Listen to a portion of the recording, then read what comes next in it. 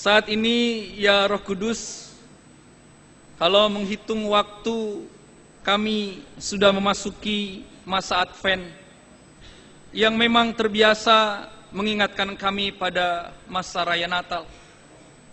Namun di masa-masa kami menantikan, biarlah kami diingatkan kembali, bahkan kami rela ditegur, sekaligus dikuatkan oleh firman-Mu, agar kami selalu menjadi pribadi yang dimurnikan, semakin hari semakin sempurna menyerupai Engkau.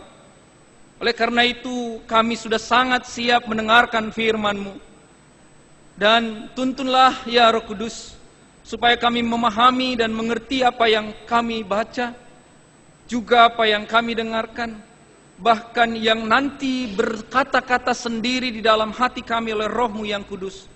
Engkau sendirilah yang memampukan kami menerimanya dan mengertinya. Juga tentu kami rindu sebuah kekuatan untuk dapat mewujud menyatakannya. Urapilah kami, baik kami yang mendengarkan maupun kami yang memberitakan di dalam Kristus Yesus. Amin. Kita bersama-sama memperhatikan Yesaya pasal 2 ayat 1 sampai dengan 5.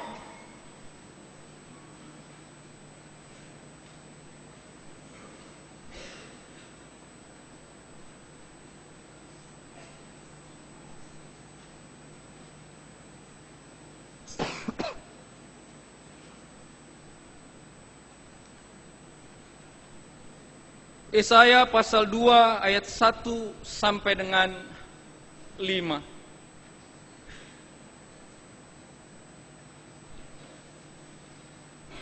Demikian firman Tuhan. Firman yang dinyatakan kepada Yesaya bin Amos tentang Yehuda dan Yerusalem akan terjadi pada hari-hari yang terakhir. Gunung tempat rumah Tuhan akan berdiri tegak di hulu gunung-gunung dan menjulang tinggi di atas bukit-bukit. Segala bangsa akan berduyun-duyun ke sana, dan banyak suku bangsa akan pergi serta berkata, "Mari kita naik ke gunung Tuhan, ke rumah Allah Yakub, supaya Ia mengajar kita tentang jalan-jalannya, dan supaya kita berjalan menempuhnya. Sebab dari Sion akan keluar pengajaran dan firman Tuhan dari Yerusalem. Ia akan menjadi hakim antara bangsa-bangsa dan akan menjadi wasit bagi banyak suku bangsa. Maka mereka akan menempa pedang-pedangnya menjadi mata bajak dan tombak-tombaknya menjadi pisau pemangkas. Bangsa tidak akan lagi mengangkat pedang terhadap bangsa, dan mereka tidak akan lagi belajar perang. Hai kaum keturunan Yakub, mari kita berjalan di dalam terang Tuhan." Itulah pembacaan firman Tuhan. Yang berbahagia adalah setiap orang yang mendengarkan firman Tuhan serta memeliharanya. Maranatha.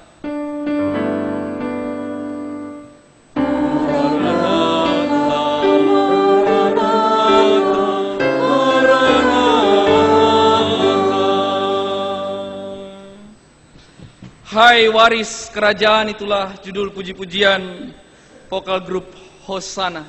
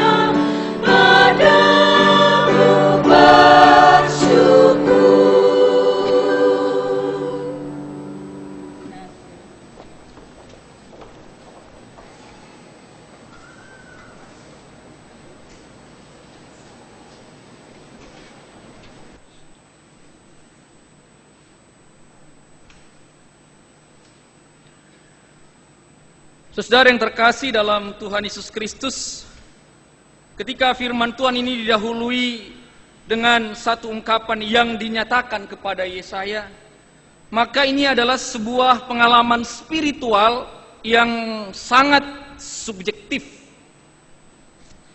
Seperti juga banyak diungkapkan oleh orang-orang yang hidup sekarang ini dengan kalimat-kalimat yang sangat rohaniah, dengan mengatakan, tadi pagi Tuhan berkata kepada saya,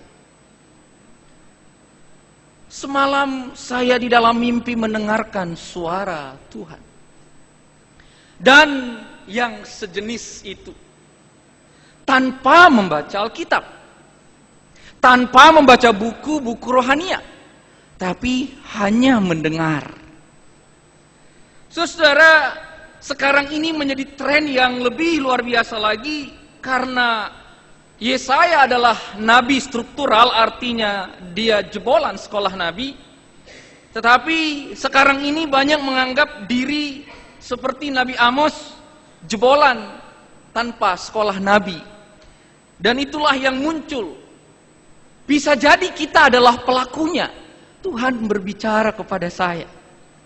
Lalu dengan sebuah keberanian kita mengatakan, saya juga ingin menyampaikan kata-kata Tuhan ini kepada kamu. Tapi sepanjang pengalaman saya, dan kita bisa berbeda Bapak Ibu, seringkali apa yang disampaikan oleh nabi-nabi tanda kutip zaman sekarang seperti itu adalah hal-hal yang lumrah dan biasa. Dalam arti bahwa setiap orang yang tidak bermimpi pun, yang tidak percaya Tuhan pun, yang tidak pernah ke gereja sekalipun, yang tidak pernah baca Alkitab sekalipun akan mengatakan hal yang sama. Karena isinya adalah hal-hal yang memang standar. Firman Tuhan kepadaku hari ini bahwa saya harus mengasihi istri saya. Lalu kemarin firmannya apa? Seakan-akan kita juga bisa berbantah dengan dia, berarti sebelumnya Tuhan nggak pernah ngomong ya bahwa kamu harus mengasihi istri. Dan itu dibesar-besarkan saudara menjadi pengalaman-pengalaman spiritual yang amat pribadi. Tapi itu bukan makanan hari ini untuk kita percakapkan.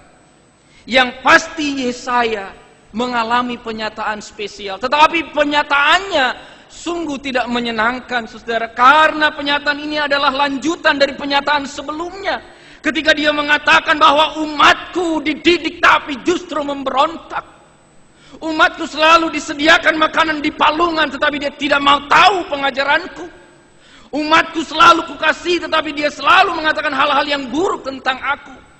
Dan umatku adalah orang yang tahu apa yang baik dan yang buruk, tetapi yang buruk selalu dilakukannya. Dan inilah gambaran yang menyedihkan yang sebelumnya diterima Yesaya sebelum pasal 2 ini.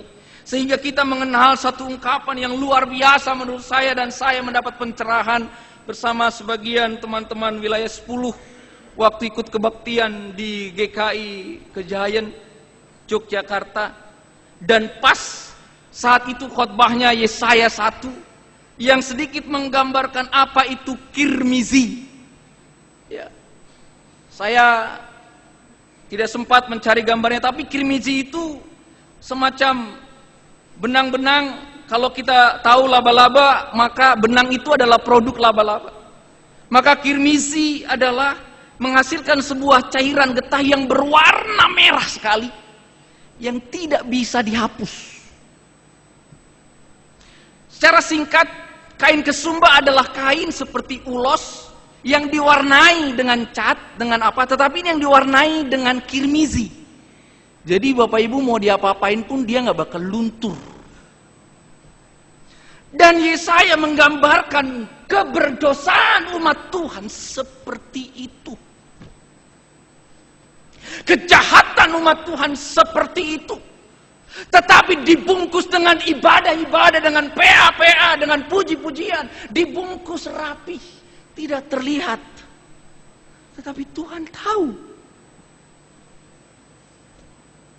Dan disitulah ungkapan, marilah kita berperkara.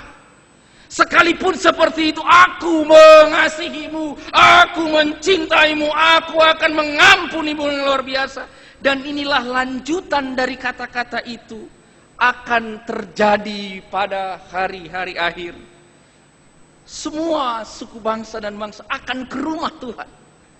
Di dalam bahasa Amos 8 ayat 11, di hari-hari yang akan datang, aku akan ciptakan kehausan dan kelaparan di seluruh penjuru dunia. Tapi kelaparan dan kehausan akan firman Tuhan. Saya tidak tahu apakah waktunya sekarang, karena akhir zaman tidak pernah datang-datang. Yesus nggak datang juga, walaupun kita katakan kedua kali dan kembali, nggak pernah datang dia. Tapi yang lucunya, nggak pernah datang dia membuat kita menjadi lengah. Bohong dia. Nggak apa-apalah, buat dosa terus, dia nggak tahu kok. Nggak datang. Saudara, ini pergumulan yang dirasakan. Oleh karena itu saudara, ketika tawaran ini datang, ini semacam nubuat akan terjadi saudara. Nah, kalau kita gambarkan nubuat itu zaman sekarang, tanggal 1 Desember 2013, apa yang sedang terjadi dengan kita? Kalau kita ganti kata mereka dengan Jemaat GKI Kebayoran Baru, betapa berdosanya kita. Betapa kita penuh dengan tipu muslihat di hadapan Tuhan. Betapa kita bungkus segala ibadah-ibadah kita. Tetapi hati kita, tingkah laku kita, pikiran kita itu jahat sekali.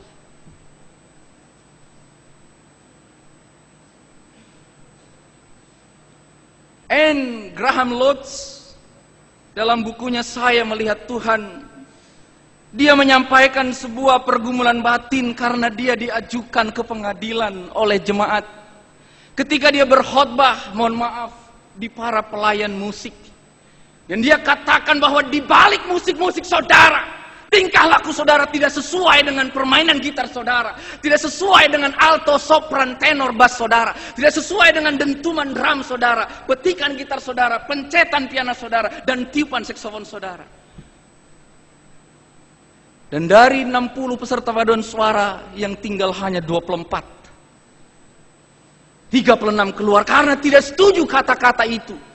Tetapi kalau tidak terjadi, kenapa harus 36 keluar?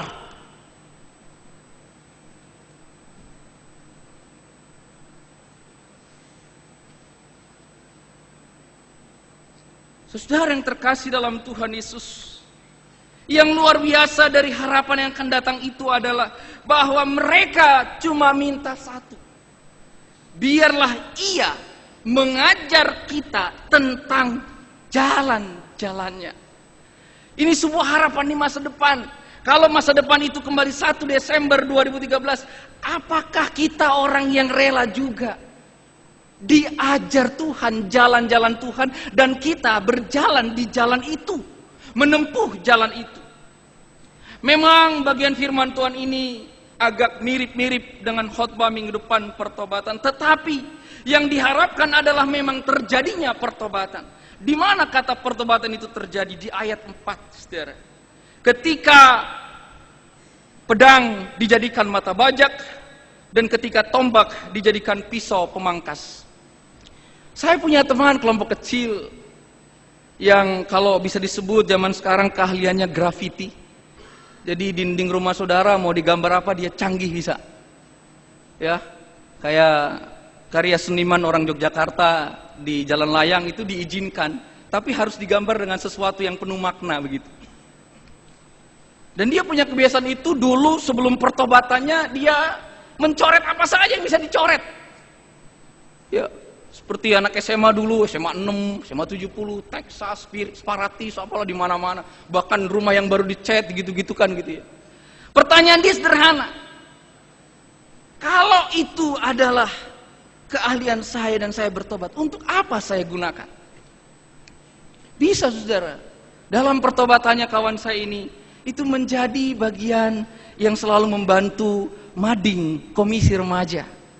Urusan gambar kasih dia, dan bagus gambarnya.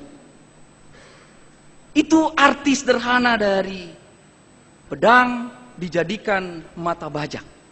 Tidak perlu merubah, lalu kita tidak jadi yang tukang gambar-gambar. Umpamanya contoh saudara, kalau dia adalah orang yang suka gosip, kalau bertobat apa? Dia bukan lagi gosip, tapi selalu menceritakan yang baik-baik pada orang lain. Suka ngomong, ya tetap ngomongnya tapi yang baik begitu loh. Ini istilah-istilah yang lain ya.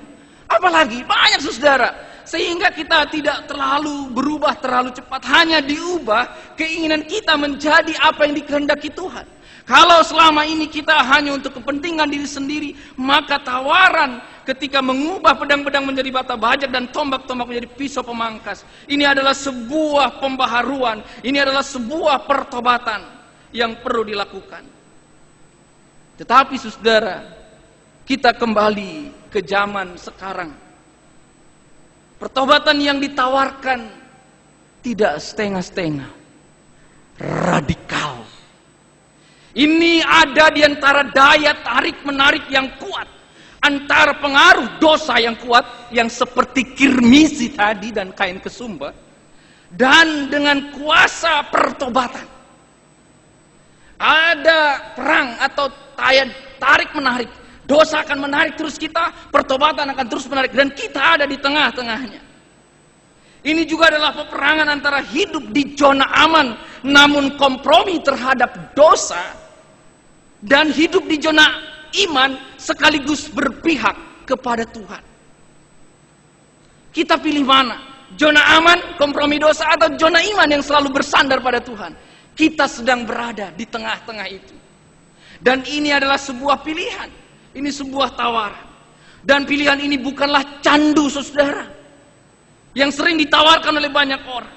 Pilihan ini bukanlah candu yang ditawarkan oleh kebaktian kebangunan rohani KKR, yang hanya meminta saudara bertobat, lalu dibaptis ulang dan dibaptis lagi oleh Roh Kudus yang sama, tanpa punya kesetiaan membaca Alkitab dengan tekun, atau tanpa kesetiaan berdoa, atau hanya mengembangkan karunia-karunia. Oh, karunia saya bahasa roh, karunia saya menyembuhkan. Bukan hanya itu. Jangan terjadi percobaan yang hanya itu saja. Tetapi juga bukan pilihan yang menerima pertobatan massal dengan hanya mengaku dosa, karena di balik itu ada keuntungan penyakit sembuh.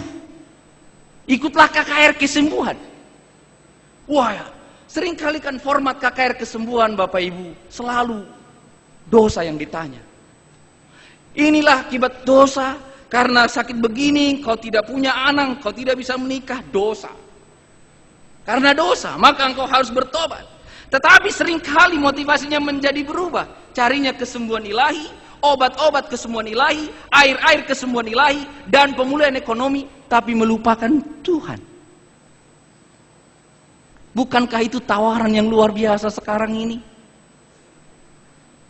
Tapi juga bukanlah pertobatan yang menggiring saudara di satu pihak jadi aktif melayani. Ada orang bertobat tuh langsung melayani. Entah itu jadi pendeta seperti saya, entah itu penatua, entah itu para pelawat, pemandu pujian, pemain musik gerejawi, paduan suara. Tetapi di waktu yang sama atau di waktu yang lain, saudara mencemarkan kekudusan saudara sendiri, menaruh benci, menciptakan rumor, menyebarkan fitnah, membicarakan sesama dan yang sejenisnya. Atau mengambil kemuliaan Tuhan dengan mengatakan bahwa saudaralah yang mampu untuk menjadikan gereja ini lebih baik, persekutuan ini lebih baik, pelayanan ini lebih baik, dan keluarga ini lebih baik. Itu pun jangan terjadi. Yang perlu diwaspadai, inilah tema kita saudara. Berjaga-jaga, diwaspadai dengan aktif itu betul-betul adalah pertobatan yang menjadikan saudara itu betul-betul bukan hanya rajin baca Alkitab, tekun berpea dan beribadah, atau tekun berdoa. Dan ini menjadi bahaya tersendiri, karena ini sudah mulai tampak lebih baik, tapi ujungnya seperti ahli Taurat dan orang Farisi yang tidak melakukan apa yang dipelajari dan diketahui. Ini kewaspadaan kita saudara. Atau dalam bahasa N. Graham Lotz, bahwa jarak 18 cm, saya nggak ukur saudara, otak ke hati manusia masih di sini katanya. Jadi otak sampai hati 18 cm, itu nggak nyampe. Ranahnya cuma di sini. Gue tahu soal Alkitab, Gue tahu soal pelayanan, gue tahu soal bagaimana ini A, B, C, gue tahu lah, gue ahlinya lah, gue udah 20 tahun di gereja ini, bisa lah gue. Gampang lah itu, tahu, tapi nggak pernah sampai sini. Gue hafal Kejadian sampai Wahyu, tapi nggak pernah sampai sini. Itu yang dikatakan saudara, bahwa seringkali pergumulan kewaspadaan kita atau berjaga-jaga kita adalah jangan yang ada di sini hanya sampai di sini, tapi tidak sampai ke dalam hati. Seringkali hanya di ranah pengetahuan, hanya di lingkup mulut, bibir, dan lidah, tetapi tidak menjadi sikap dan tindakan iman. Semuanya ini hanya memberikan damai sejahtera penuh, bukan damai sejahtera sesungguhnya. Inilah yang digambarkan kalau kita baca ulang Yesaya 1. Oleh karena itu, kita ditajak untuk lebih baik. Saya katakan tadi, bukan hanya. Itu bisa saja terjadi dan mengubah kita dalam proses anak tangga, naik imannya lebih baik. Tidak ada masalah. Rasul Paulus mengatakan dengan cara apapun Injil diberitakan, yang penting orang percaya pada Tuhan Yesus Kristus. Tetapi saudara, kita harus lebih baik. Oleh karena itu ditawarkan Yesaya bukan hanya damai sejahtera semu, tetapi damai sejahtera yang tak akan pernah habis. Yaitu, ini dia. Seringkali kita bermain kata-kata. Kita tidak hanya mempercayai berkat-berkat Tuhan, tapi kita harus lebih mempercayai Tuhan yang memberi berkat. Kita bukan mempercayai pertolongan Tuhan, tapi mempercayai dan tunduk kepada Tuhan yang memberi pertolongan. Inilah pergumulan saudara. Dan kita seringkali sudah cukup puas dengarkan khotbah setiap hari Minggu, bukan? Itu pun tidak cocok seperti katakan Yesaya. Baca saat teduh, hanya baca saat teduh juga nggak cocok. Hanya dengar radio dan televisi atau renungan-renungan di koran, itu juga kurang tepat. Yang tepat kembali adalah bagaimana kita mengalami sebuah proses dalam tata gereja kita, dalam iman kita. Firman Tuhan adalah apa, paling tidak apa yang tertulis di sini. Karena Tuhan masih berfirman juga seperti yang dikatakan oleh Yesaya, Dia menyatakan sesuatu pada saya. Bisa jadi Tuhan juga sedang berfirman waktu saudara pulang atau sedang berangkat ke tempat ini. Tetapi yang lebih penting adalah Yesaya meminta supaya saudara dan saya rela untuk bukan hanya menerima pengajaran dari Tuhan, tapi dalam masa Advent ini betul-betul merindukan Dia, merindukan Tuhan itu sendiri, merindukan Kristus itu sendiri.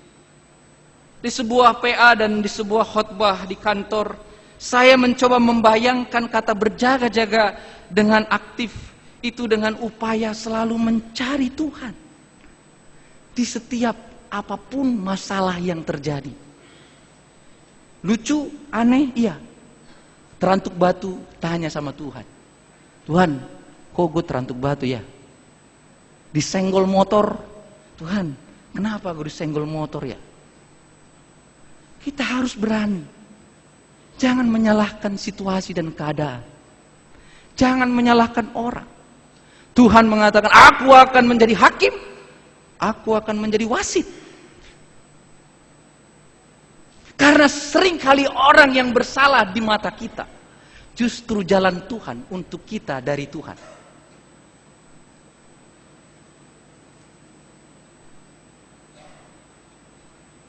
Ingat, malam Natal beberapa tahun lalu, jam kedua, lampu listrik jeblok, dan akhirnya HP berfungsi jadi Alkitab, jadi menyala, kata pendeta Calvin. Apa yang dipikirkan Bapak Ibu yang hadir waktu kebaktian itu? Ini payah nih majelis jemaat, persembahan gede tapi nggak bisa bikin apa-apa. Head. Jangan bicara itu. Tanya Tuhan, lo mau ngomong apa dengan peristiwa ini? Untukku. Bukan pertama-tama untuk jemaat ini, tapi untukku. Untukku Tuhan, apa? Seringkali akhirnya kita lalai dan tidak berjaga-jaga. Padahal itulah kedatangan Dia. Kedatangan Dia kan bisa dengan mati lampu. Kedatangan Dia dengan lampu turun. Atau semalam saya kaget ketika tadi pagi mau ke gereja, lihat isi bensin. Loh, kok hujan? Saya tanya sama tukang bensin, Pak, ini kan 24 jam. Hujannya jam berapa? Jam 4 pagi. Lagi ngorok saya. Artinya saat kita tidak tahu, Tuhan datang dengan cara seperti itu. Saudara, ini yang perlu kita renungkan, bahwa Tuhan dengan cara luar biasa. Di sini kita harus waspada. Kalau pakai istilah suami yang sedang menantikan istrinya menunggu kelahiran anak pertama, siaga satu. Kita harus selalu siaga satu. Bukan hanya saat Advent. Betul, masa Advent itu betul diingatkan pada Natal, tetapi selalu. Waktu kita rapat, waktu kita PMJ, Bapak Ibu Penatua, waktu kita latihan, waktu kita di kantor, kita harus mempunyai kepekaan bahwa Tuhan sedang berbicara. Dalam bahasa Yesaya dikatakan, Tuhan menginginkan kita supaya kita berjalan di jalan kita. Kita menempuh jalan yang telah ditunjukkannya. Saudara yang terkasih dalam Tuhan Yesus Kristus, inilah yang menjadi sumber damai sejahtera. Anda punya permasalahan suami istri, boleh konseling kepada psikolog, psikiater, pendeta, tapi damai sejahtera yang diberikan oleh mereka tidak akan abadi. Anda punya masalah anak, Anda boleh baca buku-buku hebat, konseling sama psikolog terhebat tentang anak. Anda tidak akan menemukan damai sejahtera abadi kecuali Anda datang kepada Tuhan sendiri. Anda punya permasalahan masalah ekonomi, saudara datang ke sana ke sini, lalu saudara ditipu dan saudara punya utang banyak dan saudara menjadi penipu ulung karena saudara ingin menjaga diri saudara. Saudara tidak lari kepada Tuhan, Anda mempunyai damai sejahtera semu, gali lubang tutup lubang. Tapi datanglah pada Tuhan. Apa masalah saudara? Apa yang membuat saudara damai sejahtera? Buku-buku dapat digunakan. Kalau itu membuat saudara semakin sadar untuk ikut jalan Tuhan. Wong sudah konseling pun kadang pendeta kasih saran itu juga nggak diikuti. Khotbah-khotbah berulang kali setiap minggu itu pun tetap dibuat keras hatinya. Wah, ini teguran nih khotbah bulan keluarga. Gue harus ngasih istri, tetap aja ditampar istrinya. Tetap aja digebukin suaminya. Tetap aja diperlakukan tidak adil anak buahnya. Lalu apa? Saudara yang terkasih, segera siapkan betul hati kita. Berjaga dengan aktif. Dalam bahasa yang lain, mencari Tuhan. Apa yang Tuhan mau untuk saya lakukan. Saya percaya saudara, jika saudara menemukan ini, maka betul pedang saudara akan menjadi mata bajak. Dan betul tombak saudara akan menjadi alat pemangkas. Percayalah, saudara akan diubahkan. Luar biasa kalau Tuhan mengubah seseorang. Tidak seorang pun, itu yang dalam bahasa Wahyu dikatakan, jika pintu sudah dibukakan bagimu, maka tidak ada seorang pun yang berhak menutupnya. Jika pintu sudah ditutup bagimu, tidak ada seorang pun yang bisa membukanya. Jika aku mengatakan engkau akan lebih baik dalam hidup ini, tidak ada seorang pun yang akan menghambat kebaikanmu. Jika engkau selalu menjadi orang jujur dalam hidup, tidak akan ada bisa yang membuat engkau menjadi tidak jujur lagi dalam hidup ini. Jika engkau mengasihi seluruh isi rumahmu, maka tidak akan ada lagi satu aspek pun yang membuat engkau akan menghancurkan rumah tanggamu. Tidak ada. Tidak ada, saudara. Yakinilah itu. Hanya Tuhan yang bisa membuat itu untuk saudara dan saya. Sekarang kecanggihan luar biasa. Segala sesuatu dapat. Semua dapat. Mudah didapat. Tapi damai sejahtera sulit didapat. Datanglah pada Tuhan. Biarlah ini menjadi sebuah kerinduan kita yang kuat. Dalam proses yang tidak pernah selesai. Jangan putus asa. Kita kejar titik paling puncak. Bagaimana merasakan kehadiran Tuhan. Sehingga kita pun dapat bersyukur dengan luar biasa. Karena memang Raja Damai, Sang Damai Sejahtera itu akan datang. Dan sebagai penutup, ayat 5 mengatakan, hai keturunan Yakub, marilah kita berjalan di dalam terang Tuhan. Saudara, jangan takut soal berbicara terang Tuhan. Hari ini saya ada 2 percakapan. Pertama di ruang pendeta, kedua di kantin Peska di belakang. Di ruang pendeta ada seorang konseling dengan saya. Saya hanya katakan, apapun pergumulanmu di masa lampau, saya sebagai hamba Tuhan Yesus Kristus, saya butuh Anda jujur berkata soal masalah Anda. Dan saya pun akan dituntun Tuhan untuk mengatakan kebenaran itu.